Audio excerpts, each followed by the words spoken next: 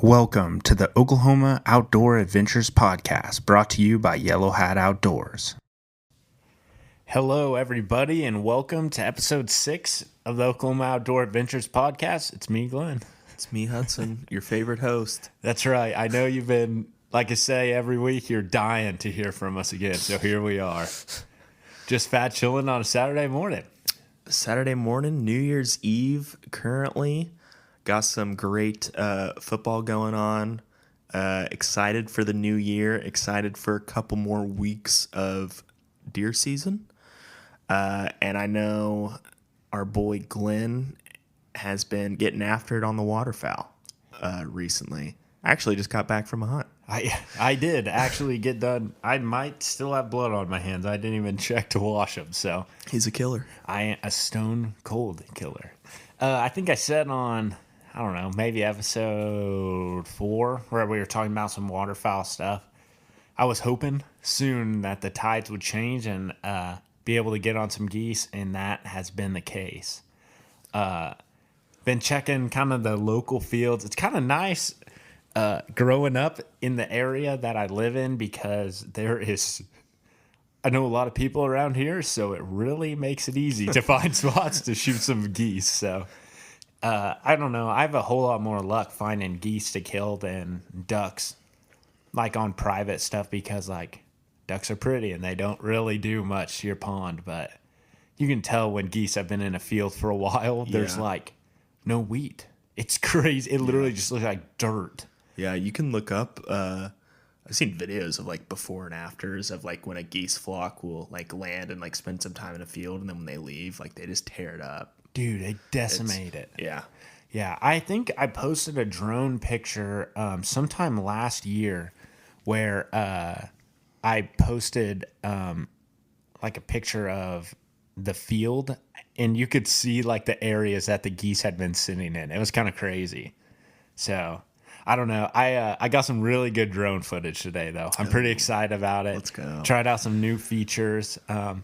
We were kind of close to an airport, so I was nervous that it wasn't going to take off. There's all sorts of like authorizations and stuff you kind of have to say you're doing, and so I'm always like, I get nervous whenever I press like agree to terms and conditions because I'm like, I don't really know what I just agreed to. I'm not a lawyer, so I'm not going to sit here and scroll for 14 minutes. So we see how that goes on TikTok, but I won't go down that rabbit trail. I'll leave Joe Rogan for that. The true TikTok, the true podcast king. Yeah. So, but no, we've been literally tearing up the geese the last 2 weekends. So, like I said, I'm a little bit of a weekend warrior. I started a job probably about 6 or 8 months ago, so I don't have a ton of time off or anything yet. But I have one good friend, Landon, who does some stuff with Yellow Hat with us, and he's finally out of training for the Highway Patrol Academy and stuff, so he has a little more time, and he's kind of like the glue that has like not necessarily all the connections, but he kind of knows the people with the trailers, and then you get a few of us that have some spots, and then I don't really bring anything to the table. I'm just there for a good time, but That's all you need to bring. That's right. I just try and keep the vibes up and maybe bring donuts if I can. Sure. So I'm not really the best caller, not the best looking for sure.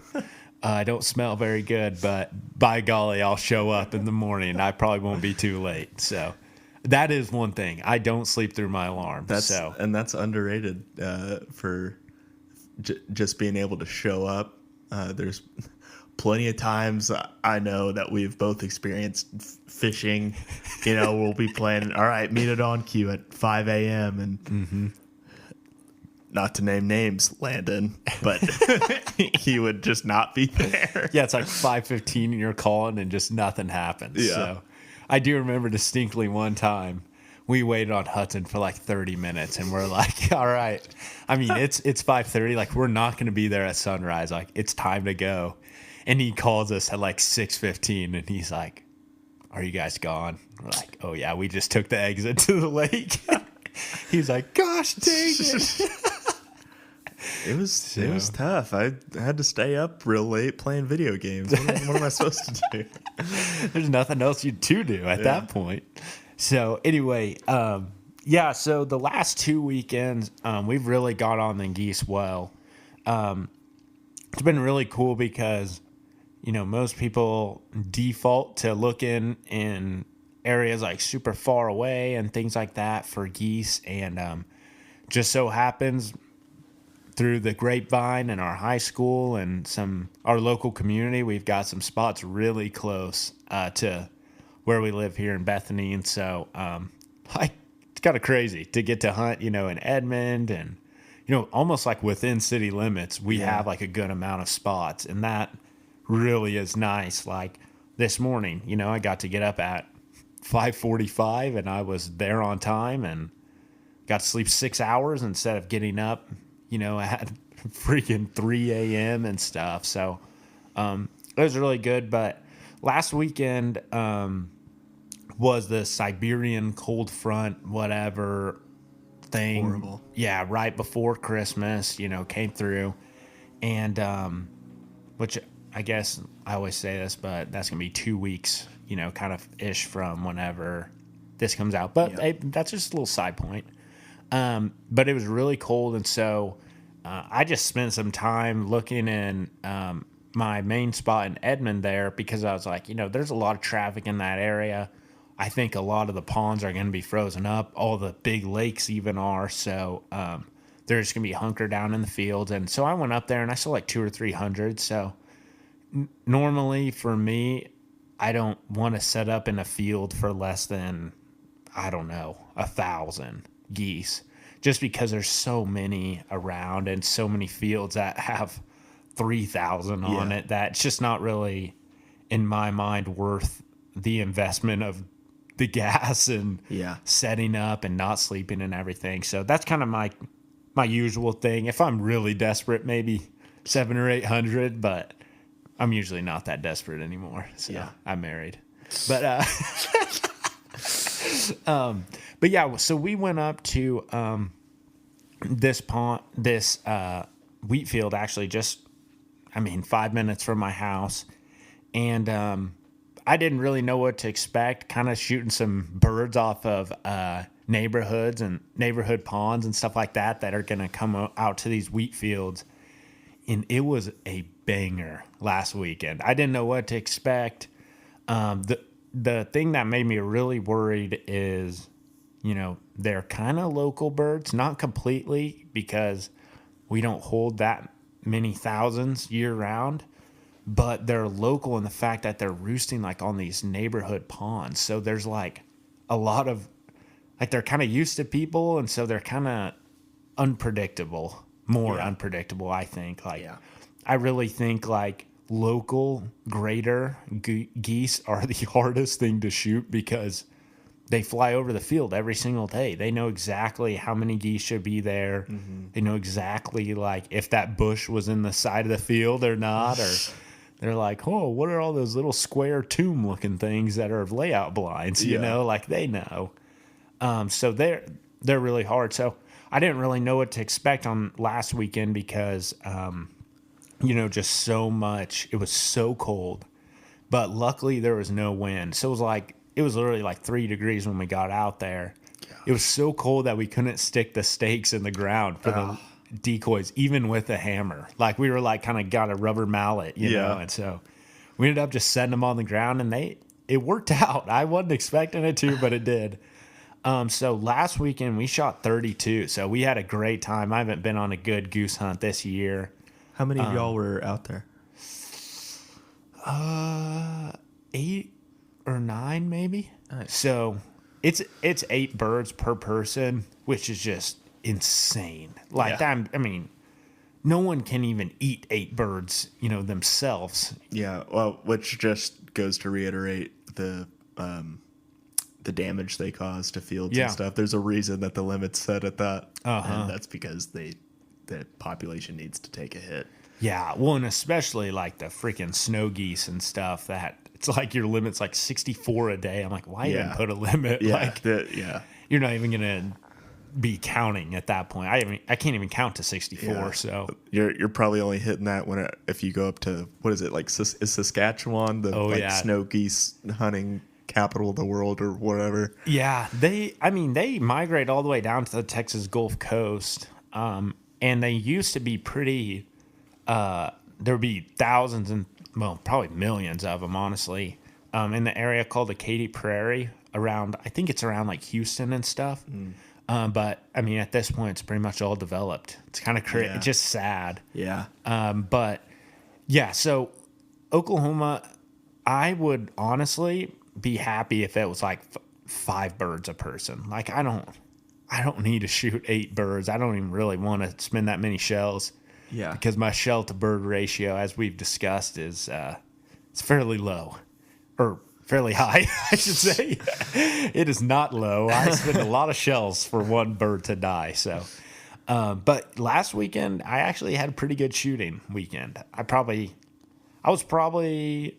had a kill shot on, I don't know, 3 of my 6 volleys I shot at or whatever. So I don't know. I feel like that's at least decent. Yeah. To just fold one up, but obviously burn some shells doing cleanup and everything. Now, is that the hunt that you posted that like Tate and Connor were Yeah. and stuff? Yeah, it was fun Yeah. because it was a Christmas Eve hunt, so a few worries around the family that you're going to be tired, dragging out the family events. Not a chance. I get caffeinated up. I'm getting recharged out there. No, not really, but I was pretty tired at all the family stuff, but it was super fun to have some buddies we don't get to see a ton come into town and actually get to, kind of stack some geese up. So I posted that on December 25th. I did it on Christmas Day. Yeah. Did a little Christmas Day post. It was a Christmas Eve hunt. But I had some buddies from high school in town. Had the boys that honestly I've only met through goose hunting, which is great. Yeah. Like it's really cool just to really think about all of the friends and stuff that you make through hunting. I think that's one of the biggest appeals about it for us. And I'd say probably especially waterfowl because, like you said, you had 8 or 9 guys out there. Like, I mean, waterfowl hunting is definitely a group affair kind of thing. I mean, you can go and you could hunt a field by yourself if you want to. It's going to be a lot of work setting up the decoys and everything. But I think that's it's definitely more of a group thing. And I mean, you'll also see videos of sick like duck blinds where they have full grills in there. Yeah. They're cooking up breakfast. Everyone's hanging out, and they move up to where they can pop out the top and shoot and stuff. Yeah, it's definitely a cool little community. Yeah. Yeah, dude, those pit blinds are wild. Yeah, Some of them have like couches, TVs, ovens. Yeah. No, you see them, and it's like, why not just like sleep in there? And then you're there. You're already there at whatever before sunrise. So I mean, some people put a lot of money into those and would love to have one of those one day. Oh, dude, it'd be cool. fun. Yeah. It would be so, and it's just so easy because like you just show up and you sit down and you're good. Yeah. And I've even seen I think it's like in Tennessee and stuff like on the big lakes out there, people have houseboats that they've just parked out there and they've turned them into giant, literally island looking things. And they leave 1,000 duck decoys out there. God. They just attach them to bricks and stuff, and then they'll just pick them up at the end of the season. But, how much money is 1,000 decoys, if you had to guess? oh dear Lord, a lot. I mean, I don't know. I mean, this is one of those I'm gonna get shredded on number one. But if you just buy crap decoys on Facebook Marketplace, I mean, minimum. I mean, this is for the crappiest crap ones. I'm minimum $5 a decoy. God. And then maximum, I don't even know where to begin. You could probably spend, I don't know, I'm trying to do math here. As we've found out with our section acreages, we struggle with math. But yeah, 100, like 50, 180, 200 for a half or a whole dozen. You know, I mean, they really can add up. So, I mean, just absolute minimum, like that $5,000 you're just leaving in the lake out there. So it's just a whole nother world. But so yeah, anyway, we were hunting a little close to home pond, which was close to home wheat field. Had all the boys out, and so had some buddies that went to OU, and actually like probably would have been great friends with them in high school and stuff, but just you never met them. Yeah. And so had everybody in town, couple guys, you know, there's always like a couple of guys on the waterfowl hunts that I've never seen before. I'm like, hey, do I know this guy?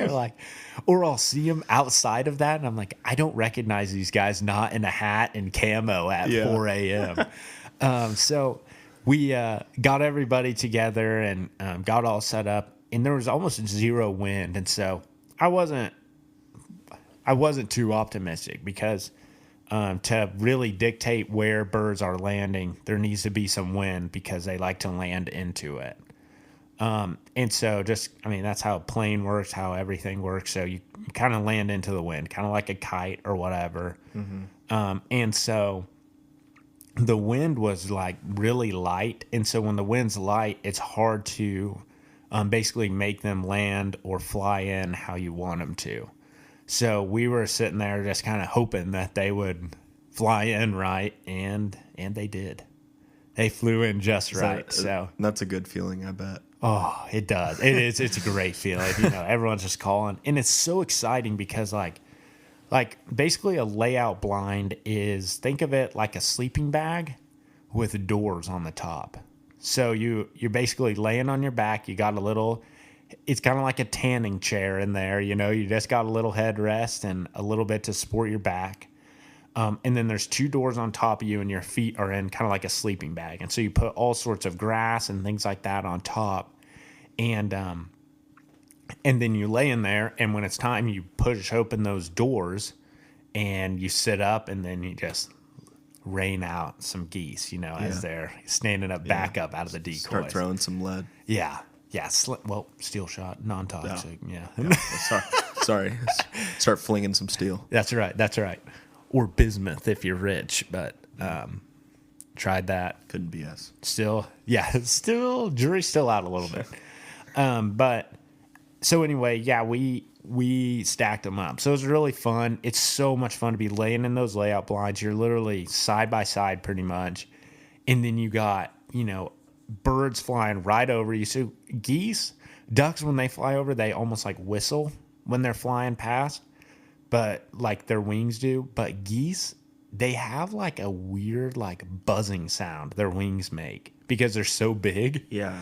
And so you got this buzzing, you got 4 to 10 dudes just grinding on the goose call next to you, and then you got a couple hundred geese flying over you with just honking and screaming, and I mean it's like sensory overload right there. It's awesome. So how many, is there an ideal number of guys that you want calling, or is it just anybody who's good enough to call, hop on the call? Yeah, I mean it depends on the day, and I think the parts of the season, there's, you know, where we're at in Oklahoma, geese have been called that since Canada, North Dakota, then South Dakota, then Nebraska, then Kansas, then here. So like I think they're the smartest when they get to us. Maybe Texas might disagree with me, but that's Texas. They always disagree with everything that has to do with Oklahoma. So, because they're inferior. That'll get somebody fired up. Huh? Here we go. But yeah, so I think the ideal would probably be 2 to 4, because 2 guys are really can sound like 20, 30 geese. And I'm convinced when there's so many geese flying over, they don't even know exactly what sound is coming from their neighbor, 10 birds over, and what sound's coming off the ground and stuff. So I think a lot of it is really getting their attention and kind of just sounding like, you're feeding and stuff. And then some of it is sounding like kind of aggressive, like, hey, this is our field, like, get the heck off.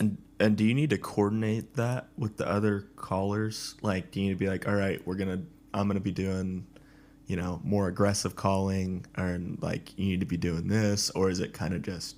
Yeah, I mean, I think ideally you kind of do, but whenever you hunt with guys enough, you kind of develop kind of a cadence, and you get a rhythm going. Yeah. You kind of know who's doing what and when it's your time to hop in. And you know people's strengths and stuff. You know the guy that, like me, I can pretty much just cluck a little bit. So I'm just sitting there sprinkling in some little honks in between, and then there's guys that sound like a whole flock of geese next to me. I'm like, oh, I don't even need a call. You're in the full band. You got guys shredding on the guitar. You're hitting the tambourine in the corner. Right, yeah.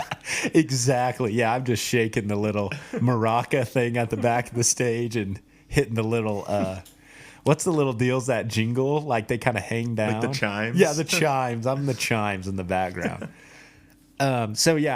So, I mean, you kind of just develop that cadence in between and everything. So, but yeah, the group of guys that we go with are all super solid. Well, enough are good callers and solid just hunters in general. So,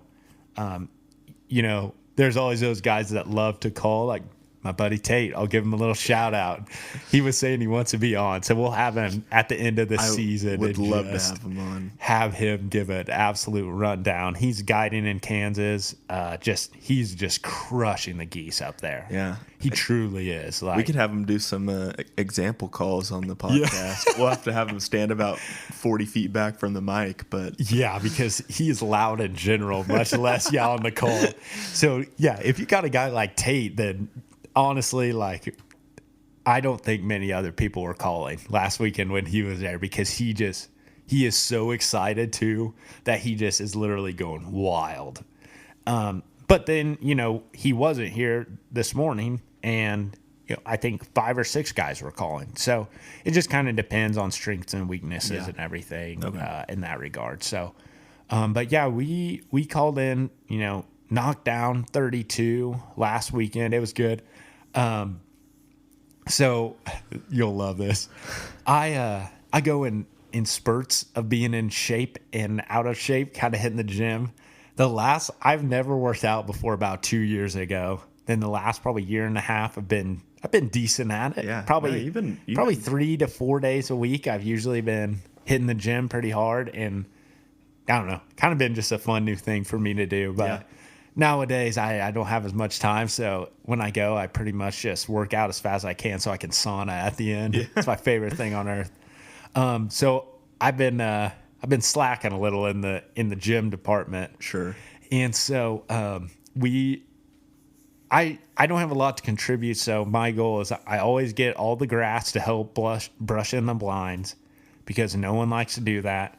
And I always try and go chase the cripples, because I'm like, well, I mean, at least I'll go do that. So yeah, Glenn chases me all the time. I can't catch him though. Which that makes me think of that time you got the little motor that went under your chair, and you were like hauling tail down the street. I actually was at a full sprint next to you, getting really scared. That thing moves. It moves. But so we had a cripple land probably 60 yards out. So sometimes when you hit a cripple, they kind of glide down because they're hurt bad and they can't fly. But you're saying cripple in terms of like you shoot them and they're not completely dead, right? And then yeah, because sometimes like I don't know, I call it like pillowcasing. Like when you bust open a pillowcase and there's feathers everywhere. Like sometimes you hit them and they are done, and so it just kind of depends on where the pellets hit and everything. But when I say cripple, it's when you hit one and they are not all the way dead. Yeah. And so obviously, like being an ethical human, you want to make sure that the animal doesn't suffer long, and you definitely don't want to just hurt it and let it get away. Yeah. So we shot one, and it was a cripple, so it locks up its wings and kind of glides out in the field. And so I was like, all right, well, I'm going to go do it. Your time to shine. Yeah, and we were pretty nervous that all of the geese were going to come in one, they call it a spin, because when they fly over you, they take a couple circles and then they lock up and come down. So almost like, if you really spread out a tornado, it circles a little at the top and then it kind of comes down, kind of down the drain. So they call that a spin. And so we were worried that there was going to be like we were going to have a couple groups come in early, and then there's going to be just a big spin of all the thousands of birds. And so we shot the first group, and I run out there, and first shot at this thing is, I was like, it was still going, so I was like, I'm going to take a long shot out here and slow it down before it, kind of keeps running from me. And I shot way too far away, and it just started running even faster. So I'm at a full sprint, I'm about probably 70 yards from the blind, and it's at least 40, 50 yards out from me. Gun in your hand. Gun in my hand. I got one shell left, so I'm like, I got to make this thing count. And so, I finally pull up, shoot it. I'm like 175 away from the freaking blinds. I had been, full sprint. And I get this thing, and then I look up, and I see like thousands of geese coming. And I was like, oh no. And everyone's like, get in the blind, get in the blind. And I'm like, I'm not going to ruin like 1,000 birds coming in.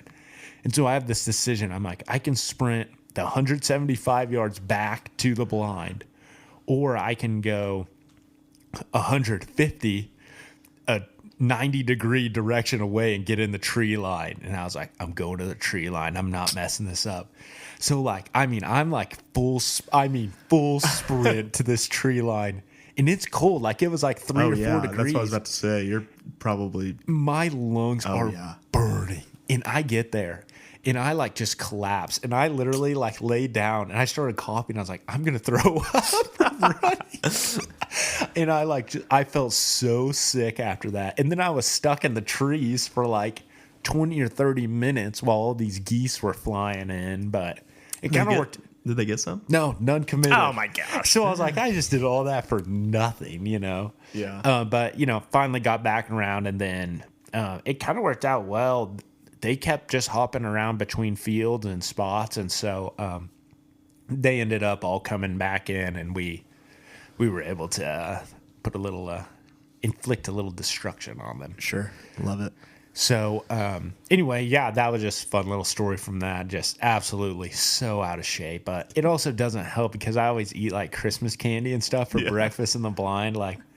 Whatever I get. My mom, 1 year, her work got a bunch of 1 pound bags of M&Ms. Oh, gosh. They were for Christmas, and they were expiring. And that's why they gave them all to her work. And so we just had 15, 20 bags of 1 pound M&Ms at home. You know what my breakfast was every day in the Goose fly? Some M&Ms. I would feel so sick after that. Today I had some trolley gummy worms. Pretty good.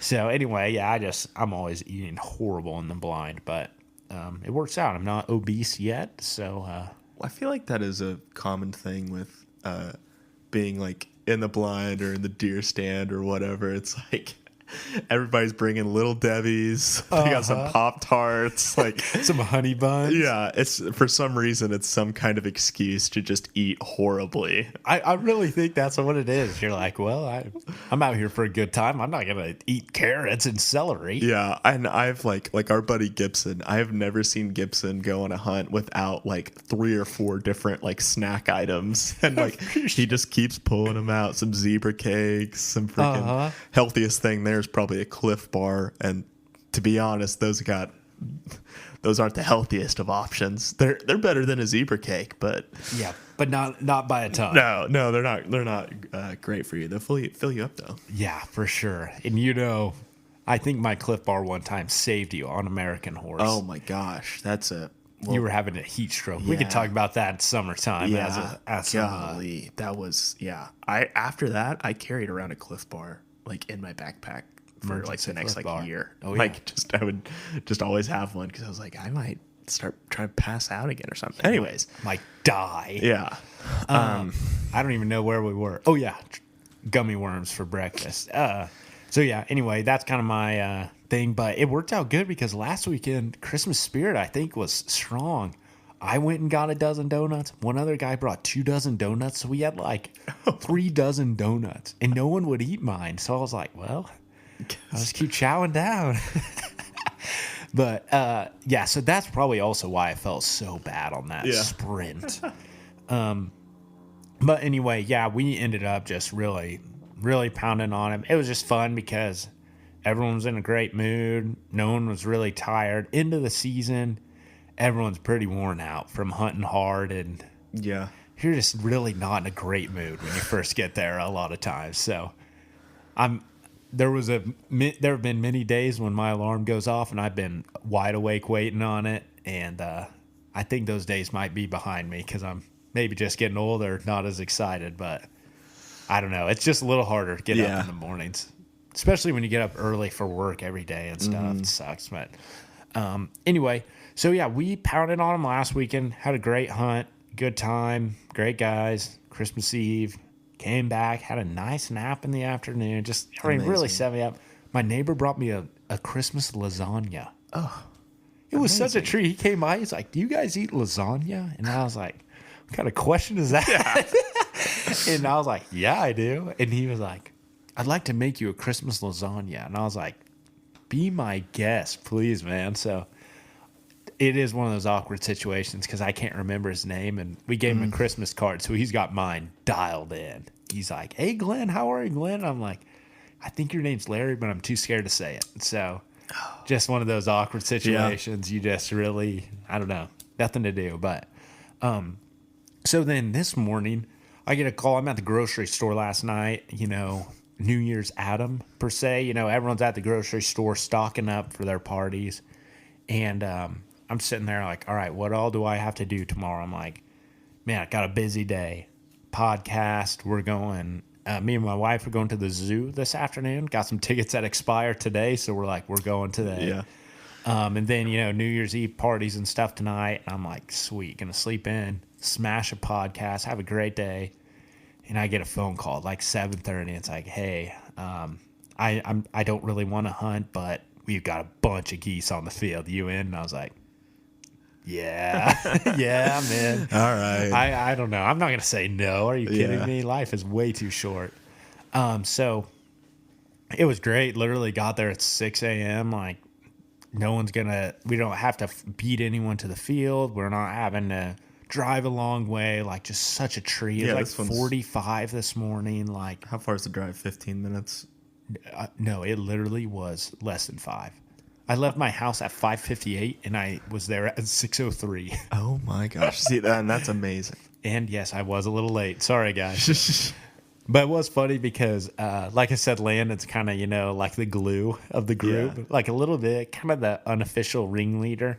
Yeah, well, he's like the middle of the spoke of the wheel. Like, he's like, everybody has a connection to him. So, like, he just kind of knows. He knows everyone there. Some people might not know somebody else, but, like, everybody knows Landon there. So exactly. Well, it was funny because, like, everyone, knows Landon, but not everyone knows each other. So I pull up and there's, like, one guy with his dog, and then, like, there's 2 trucks in the field, and, like, no one's doing anything. I was like, kind of walked up, I was like, "What's happening, guys?" And they're like, "Yeah, we're waiting on Landon." And I was like, "Well, should we start unpacking some stuff?" Or, I was like, I don't want to be like bossy, but we need to get moving. Yeah. So it worked out fine, but it was just kind of funny, like, knowing it was kind of like everyone's paralyzed because their leader wasn't there. Kicking rocks and looking down. Just playing on your phone and stuff. But yeah, so we got set up and we had geese flying over from, sunrise, which is pretty rare. Usually they're, a little later, maybe 8:30 or not 8:30, maybe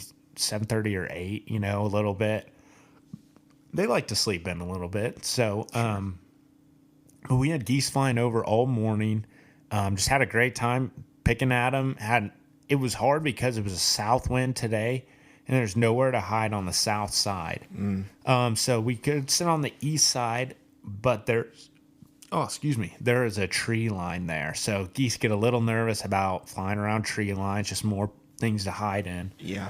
So we settled on, I guess we're going to just shoot them in the butt. So the idea was that they would set up and pretty much land in between us and the decoys. Mm-hmm. And that just didn't quite happen. They wanted to land on the other side of the decoys, which was fine, but it just made for some really long shots. And it's hard to know when to call the shot when you're not sure exactly where they're going to land and, where they're supposed to land and everything. So took a little bit to get that dialed in, but we just picked away at them, chipped away at them. Had one group we probably draw 7 to 10 out of, which is, it's just awesome to just rain some out. It's a good time. So, but yeah, we stacked them up, and then I took a few night pictures, which I'm really excited to see how those turn out. But I spent probably 20 minutes after with the drone just taking all sorts of videos and stuff. I found like a feature that does like a little mini movie. So I'm going to see how that turns out. Yeah. Like, should be some good real content. But yeah, so anyway, just had another great day. Nice to just really have a chill hunt, chill guys. There's so much drama in the goose hunting world. It's crazy. Like, everyone hates each other. There's like, everyone's fighting over fields, and like, people pay like some crazy rates. Like, Yeah. I mean, guides will pay like $1,000 for a field for one day. And I'm like, I can't pay that. Yeah. Like, and even if I could, I'm not. Like, gas is at least $100, like, there and back, and then you got shells, and then you got the decoys. It's just like, I'm not doing that. Yeah, it's already a big investment, which is why it pays to know people that Yes. will let you hop on their fields for not a fee. Definitely. I mean, it really, like, that's why if you do have someone that does that, I mean, you just have to be so careful to really pick up your shells and really say thank you. Yeah. And, if they like goose meat, a lot of people don't, but if they like it, bring them some meat or some, summer sausage when you shoot a deer, whatever. Yeah. Just some way to make them feel appreciated, as always. Maybe their favorite bottle of whiskey or something at the end of the season or whatever.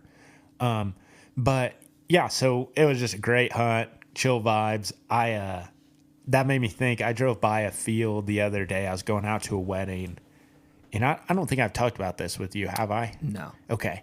I saw like a big feed, like 6,000 geese on a field, which was like, sweet. Like, this is cool. I think you sent a video of that. Yes, through I the did. Binoculars. Yeah. Yeah, I did the crappy, horrible scouting binocular Yeah. picture. And I'm sitting there, and I just knew like it was going to happen. It was a busy highway, so it was like and sure enough, some guy with 14 Sitka stickers and Vortex and Onyx Hunt, all this pulls up. He's like, yeah, man, I've been trying to get permission on this for 5 days, and there's, this guy leased it out from under me and all this stuff. And I was just like, it was fun to talk through it with him. I was just thinking, I was like, man, I little bit miss the drama, but I don't at all. Like, it's just so nice to just have a few spots. I don't really care if I stack up 100 geese in a day. Like, if I shoot 10, like, that's a great day. Like, I don't really. Yeah. It's just not, I don't know. Maybe I'm maturing probably slightly, but I don't know. So yeah, anyway, had another great hunt today. I think we stacked up 28 birds, so no one really cares about the pile pictures anymore, but I'm going to keep posting them because I think they're fun and they're a good memory. So They are fun. it was fun. One of the guys brought his dog out, and I don't know. I'm pretty interested in the dog side now that I have a little puppy. I'm seeing if she will become a retriever. She already is. She's a golden genetically a golden one, yeah. But we'll see. She's not scared of nail guns or clapping or any loud noises. So I really think she's going to do well, hopefully hunting. But she is pretty spoiled. My wife got her a ball pit for Christmas, which was hilarious. But you know the drill. It's a balance to figure out how to train a gun dog, but also have a family pet. Yeah. It's easier to be one way 100% or the other. So Yeah. we'll see. But I am just really interested, and it's fun to watch the dog work, especially on those long shots where they kind of fly off their cribbles. It's great to send the dog out after rather than your Glenn. yeah, to throw up and die out there. So yeah, we just had a really great hunt. It was fun. So I don't know. I'm still scheming to get Hudson out there and shoot some geese. I think it'd be a good time. I've got my Edmonds spot. It's one of my favorite places. Which maybe I should stop saying that name. Maybe I should just say up north. So people are That's up north. Less on the prowl, yeah. Somewhere in Section Township range, 14 West. Anyway, so yeah. Anyway, I've got a spot there that I think we can really get Hudson on some birdies. So I think it'd be fun to set him up just in the tree line there, and then I think we could probably land a few, or at least have them set up in a spot where we could probably drop some. So it'd be really fun. Still working on scheming that one out, but hey, it'll happen one day. I'm excited. Well, I'm trying to think. Hudson, anything else? So you went deer hunting a few days ago? Went out to Really late Stroud. season? Yeah, went out to Stroud again, looking for that big buck. Nothing showed up. Was super windy. My dad came out there and he was stalking around, and he saw like 8 or so, just kind of walking around. And that it was a really good day to do some stalking because it was so windy. Which, for those who don't know, or haven't inferred, stalk hunting is just, you're not set up in one place. You're literally just kind of walking through the woods, and whenever it's super windy, that's pretty good. Obviously you have to be pretty conscious about where you're standing and where you're walking with the wind, because your scent can carry. But it's really nice whenever it's super windy because it's really hard for the deer to hear you. So it's a lot easier to walk around and stay hidden and not spook up a bunch of deer. Yeah. So yeah, he saw a lot. No shooter or anything, but it was a good time. Had an armadillo come out. Our buddy Kevin was dying to shoot it. I said no. Yeah. And with deer that big around, we're not playing any games today. yeah, and my dad was walking, and he said he hears something crashing through the woods, and freaking armadillo is just booking it and probably runs 2 feet in front of him, just past him. Those things are so blind. They're so blind. They're so loud, and So louder than Tate Turner. maybe. They are so loud in the woods. Yeah, they're just ridiculous. But yeah, nothing super exciting. Gonna try and probably go out tomorrow to the lease, hopefully. See if we can get something on the ground out there. But yeah, only what?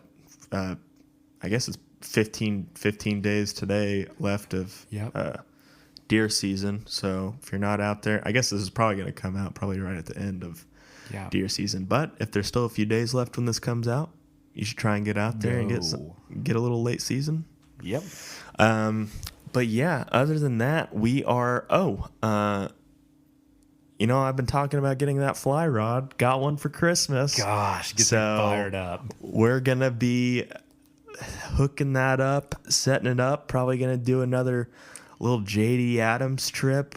Caught me some more flies, and might have to get myself a net. TBD on that one. Also, my aunt got me a just like one of those like standard like Cabela's like bags that you see, but it's like perfect for putting all my fly stuff in. Oh, sweet. And she didn't even know. Like, I was just like, I opened it, I was like, this is awesome, because now I have like a little bag I can just throw on and have all my crap in there. It's like not super big or anything, which is great. So got that.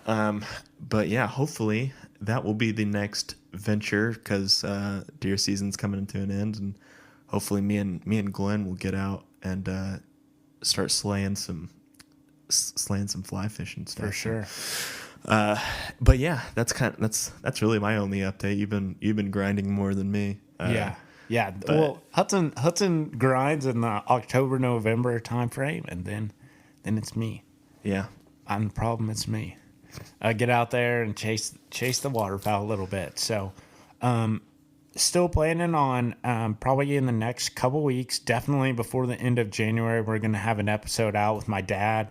We're going to focus on the Blue River. He was down there this week on Friday, and he said he was going back on Sunday. So he's a freak for some Oklahoma trout. I am very excited to have him on, because just going to learn so much. And would highly, if any of you are curious about fly fishing, never done it, or you've done it a little bit, but you're like, I kind of want to get into it more, I kind of want to learn more about it, Glenn's dad is the perfect guy and we're gonna have him on, and I mean, it's just gonna be a wealth of knowledge probably, and he's probably gonna be like, no, like I'm just a guy that likes to fish or whatever. He knows a lot, so it's gonna be awesome. He's gonna have some great stories too, so highly encourage you guys to check that out if you're at all interested in fly fishing. Yeah, for sure.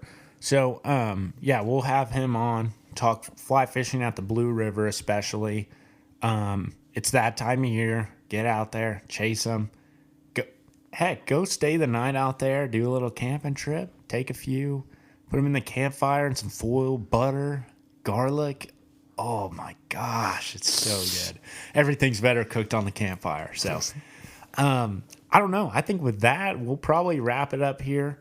I don't know. Just my continual statement. If you do like it, please let people know. I think we're doing our best to do the social media side, but really, word of mouth is the key. Yeah, I mean, I honestly, I really only check out like new podcasts and stuff if somebody's like, hey, you should listen to this, it's really good. Yeah. I'll be like, all right, I'll listen to it. But yeah, please tell somebody about it, give us a rating, subscribe to it, or I don't even know how it really works. Like it. Yeah, I mean, if you can, give it a rating, and then any of our social media or just any time you hear someone talking about hunting, it'd be cool to mention it if you don't mind. Just that's our shameless plug there. But yeah, give us a follow on Instagram, Facebook at Yellow Hat Outdoors, all one word. Check out our website if you want, yellowhatoutdoors.com. Good grief, .com. Had a little speech thing there, .com. And then I think I'm forgetting. Oh, email. If you got any questions or anything, want to send them in, you can always DM us, that kind of thing. But or if you got a correction on something stupid that we said, yes, please. Just completely wrong. We are not above that. We will not stick to our guns of something that we just completely botched. So maybe. Maybe. Yeah. It depends who sends it in. Yeah. If it's Kevin with his Mosin Nagant or an armadillo, then we're not changing our position. No. But yeah, and also just, sorry if we do get something wrong. We don't have a full-time producer here to Google stuff for us while we're just running with a stream of thought. So yeah, but we're doing our best, guys. We are. Okay. We're learning. We're learning. So yeah, we're always trying to improve the sound and everything. Don't have a professional studio yet, but hey, you guys keep tuning in. Maybe we'll get there. Yeah. With that, probably close it up. Happy New Year's. Hope you guys had a Merry Christmas. I did get the jacket I was after. Yes. Freaking sick. It's a duck camp. Never had anything from them. It's pretty sweet. That's awesome. I'm going to wear it skiing this year, I think. Ooh. I'm going to be like that guy that kind of wears camo, but luckily camo is kind of trendy now. So. It kind of is, and, it's warm. It's going to keep you warm. I mean... Yeah. And I'm going to look fly as heck on the slopes. So that's really what matters. So yeah, anyway, that's what I got for y'all. And we'll catch you next time. Thank you for listening. Peace out.